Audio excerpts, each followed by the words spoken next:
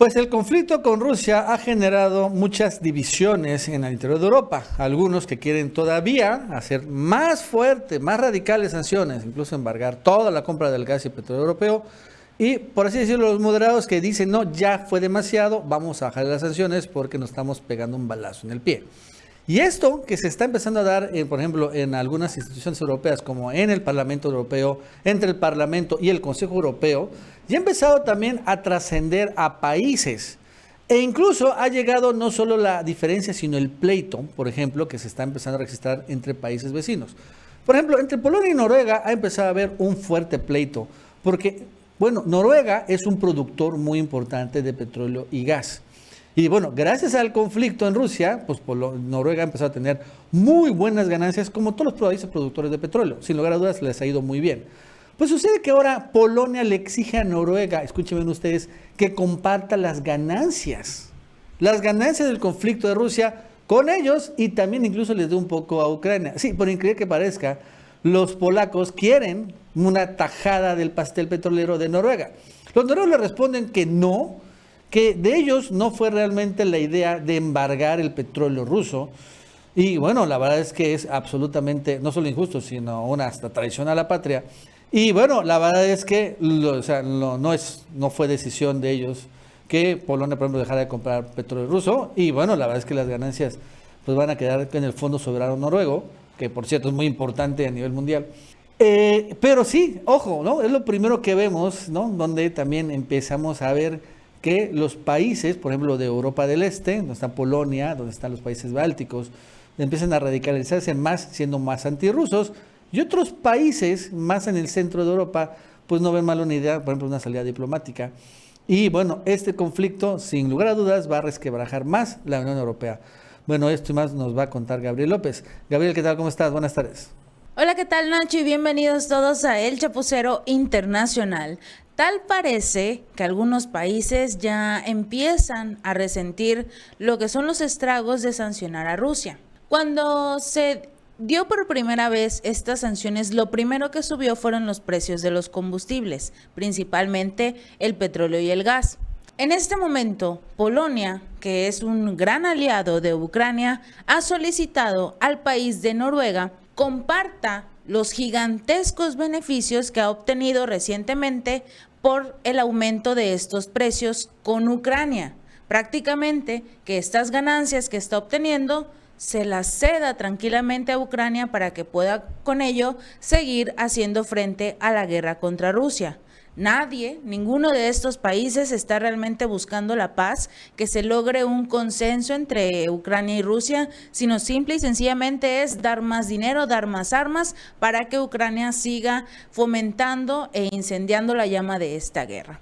Para el primer ministro polaco, un pequeño país de 5 millones de habitantes obtendrá de los precios del petróleo y del gas beneficios de más de 100.000 millones de euros, aproximadamente unos 105.600 millones de dólares, es decir, más que en los últimos años debido al aumento de estos precios. ¿Debemos pagar a Noruega un gigantesco dinero por el gas? 4 o 5 veces más de lo que pagamos hace un año. Esto es enfermizo, dijo el primer ministro polaco. Deberían compartir este exceso, una ganancia gigantesca, no es normal y es injusto. Se trata de, según este ministro, de un aprovechamiento indirecto del conflicto en el territorio ucraniano. Es por eso que él está citando a que lo compartan. Igual y no necesariamente con Polonia, que también necesita estos recursos porque es el país que le está brindando la mano de forma directa a Ucrania, sino que lo comparta con Volodymyr Zelensky para que lo reparta entre su pueblo, quien es el que más lo necesita en este momento. Estas son las brillantes ideas del ministro polaco para tratar de sobrellevar la crisis que este propio país se ha gestado, recibiendo a todos los ucranianos que huyen de este conflicto armado entre Rusia y este país. Sin embargo, al comentar la política energética de su gobierno, este primer ministro dijo que Polonia, que depende del carbón, planea hacer una transición a las energías renovables y principalmente a la energía nuclear, al tiempo que se deshace de los suministros de petróleo y gas de Rusia y en algún momento también de los países árabes, que haciendo un break, estos últimos están o continúan haciendo negocios con Vladimir Putin. Entonces, este país polaco planea, como todas las grandes naciones que buscan acercarse a las energías renovables y que finalmente se dan cuenta que no es suficiente la cantidad de energía que otorgan estas renovables o en el caso de la nuclear para sostener a un solo país. En el caso de Varsovia, se planea completar a finales de este año un gasoducto entre Noruega, que le dará a sustituir el suministro de combustible de Rusia, cortado el mes pasado tras la negativa de las autoridades polacas a pagarlo en rublos, que debemos recordar fue una de las iniciativas que propuso Vladimir Putin para poder hacer que su moneda, en este caso los rublos, no sufrieran tanto de las sanciones que ha emitido Estados Unidos y la Unión Europea.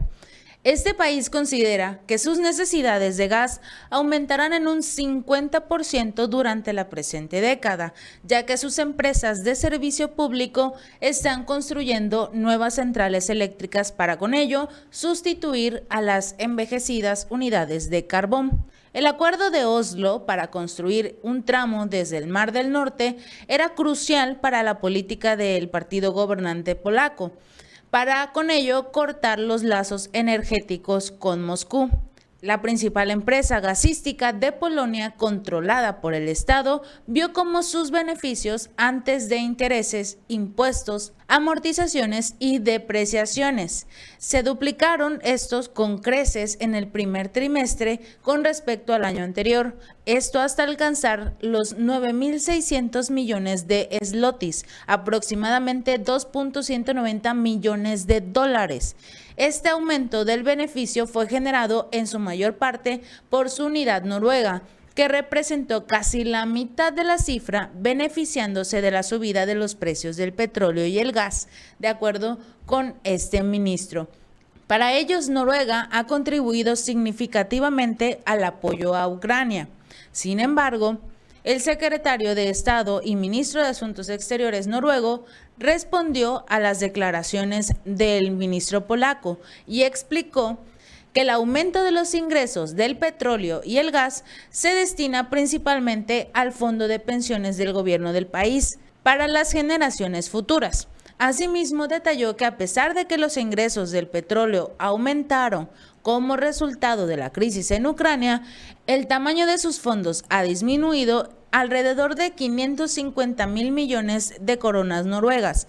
Esto equivale aproximadamente a 56.300 millones de dólares, en parte debido a la caída del mercado de valores y sí, debido originalmente al cúmulo de sanciones que han puesto los países de la Unión Europea contra Rusia. Además, la economía noruega y de los países nórdicos se ve afectada principalmente por los precios de la electricidad y el gas. Noruega hasta el momento no ha contribuido significativamente en apoyar a Ucrania, pero han declarado que sí los van a apoyar. Sin embargo, no va a ser con lo que ellos quieren. En este caso, lo del primer ministro polaco de entregar el dinero que han logrado recuperar por los precios excesivos del gas y el petróleo. Por mucho que quiera Polonia, como tal, quedar bien entre las naciones y decir que está buscando realmente ayudar a Ucrania, no es la forma diciéndole a otros países que entreguen sus recursos a Ucrania solo porque sí. Es entendible que Polonia se encuentre afectada principalmente por ser el país en el cual llegan todos los migrantes de Ucrania. Sin embargo, Zelensky es quien tiene la obligación de apoyar a su pueblo. Está recibiendo miles y millones de dólares, euros y en general cualquier moneda que le estén enviando los diferentes países. Entonces no debemos permitir que Ucrania se quede con todos esos millones cuando está dejando, por un lado, a su pueblo que ha escapado de esta guerra, de la cual él no ha buscado como tal que se logre llegar a una solución. porque no busca realmente hablar con Rusia. Simple y sencillamente él va a continuar con esta guerra mientras siga recibiendo más dinero. Y en este caso Noruega ya puso un alto y dijo que no va a enviar más recursos hasta que lo vea necesario. Si este video te gustó, no olvides darle like y compartir. Nos vemos la próxima.